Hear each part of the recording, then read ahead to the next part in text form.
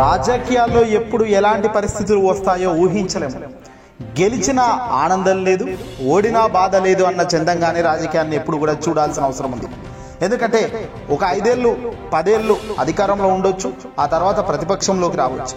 ప్రతిపక్షంలో 10 ఏళ్ళు 15 ఏళ్ళు ఉండొచ్చు, మళ్ళీ అధికారంలోకి రావచ్చు. ప్రజలిచ్చే తీర్పులకు అల్టిమేట్గా ఇక్కడ గౌరవంగా ముందుకు అడుగులు వేయాలి. అధికారంలో ఉన్న వాళ్ళు చేస్తున్న తప్పులను అరాచకాలను ఎండగడుతూ మనం వస్తే ఏం చేస్తామన్నది ప్రజలకు చెప్పి కన్విన్స్ చేయగలిగితే ప్రజలు ఇచ్చే తీర్పు స్వీకరించవచ్చు. అయితే ఆంధ్రప్రదేశ్లో జగన్మోహన్ రెడ్డి గారికి ఇక్కడ 2024 ఎన్నికల్లో దారుణమైన ఓటమి చవి చూసిన అనంతరం ఆయన పని అయిపోయిందని, ఇక జగన్ తట్టాబుట్ట చదువుకోవాలి అని ఇలాంటి వార్తలు, ఇలాంటి ఆలోచనలు కలిగిన వాళ్ళు అనేక మంది ఇప్పుడు వాళ్ళ గొంతును గట్టిగా లేవనెత్తుతున్నారు.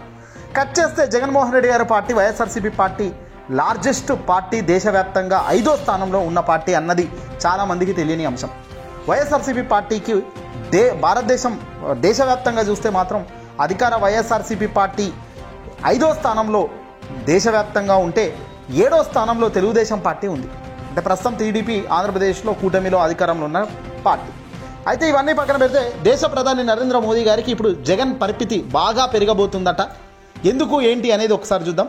ఆంధ్రప్రదేశ్ ఎన్నికల్లో వైసీపీ పరాజయం తరహాలోనే పొరుగున ఉన్న ఒడిశాల్లో కూడా నవీన్ పట్నాయక్ కూడా దారుణంగా ఓటమి పాలయ్యాడు. బీజేపీతో రహస్య పొత్తు కొనసాగించిన జగన్, పట్నాయక్ వీళ్ళిద్దరికీ కూడా ప్రజలు తిరస్కరించడం జరిగింది. అయితే బీజేపీకి మాత్రం ఒడిశాలో నేరుగా దెబ్బ కొడితే ఆంధ్రప్రదేశ్లో మాత్రం కూటమి రూపంలో అధికారం పోయింది జగన్కి.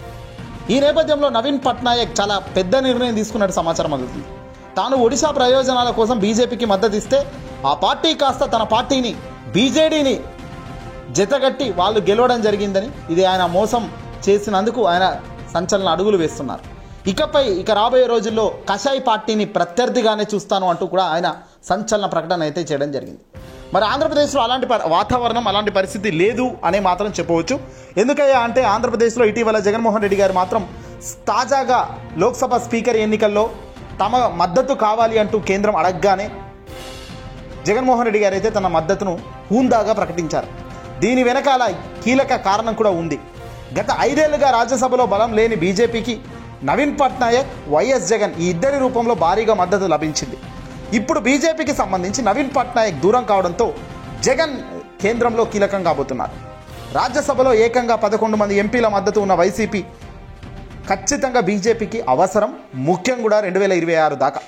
ఇక్కడ జగన్ను టచ్ చేసే దానికి ఎవరు కూడా అంత ఈజీ లేదు ఢిల్లీ పెద్దల నుంచి.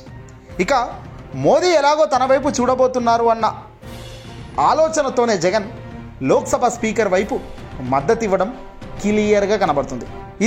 ఇదే సందర్భంలో రాబోయే రోజుల్లో జగన్మోహన్ రెడ్డి గారి ఇమేజ్ డ్యామేజ్ చేసేదానికి అధికారంలో ఉన్న కూటమికి సంబంధించిన టీడీపీ, జనసేన ఏదైనా కుట్రపూరితమైన చర్యలతో గనక చాలా వేగంగా ముందుకెళ్ళి ఏదైనా కొత్త కేసులు పెట్టి మళ్ళీ ఆయన అరెస్ట్ చేసే కార్యక్రమాలకు చేసినా కేంద్రం ఖచ్చితంగా అడ్డుకట్ట వేసేందుకు అక్కడ మోదీ గారు ఆబ్జెక్షన్ చెప్పే రైట్ అక్కడ నుంచి డెఫినెట్గా ఉంటుంది.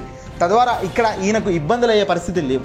ఇవన్నీ బేరేజ్ వేసుకునే వైఎస్ఆర్సీపీ పార్టీకి సంబంధించిన జగన్మోహన్ రెడ్డి గారు చాలా వేగంగా, చాలా గుణాత్మకమైన అడుగులు వేస్తూ ముందుకు అడుగులు వేస్తున్నారు. ఏదేమైనప్పటికీ కూడా ఢిల్లీ పతారుంటే చాలు రాష్ట్రాన్ని ఇక మరోసారి మనం మంచి ప్రజల దగ్గరికి వెళ్ళవచ్చు, ప్రజలకు కోరినట్టుగా మనం మళ్ళీ 5 ఏళ్ళు కష్టపడవచ్చు. అందుకే జగన్ చాలా ధైర్యంగా అడుగులు వేయబోతున్నట్టు తెలుస్తుంది. కొద్ది కాలం వేచి చూస్తారు.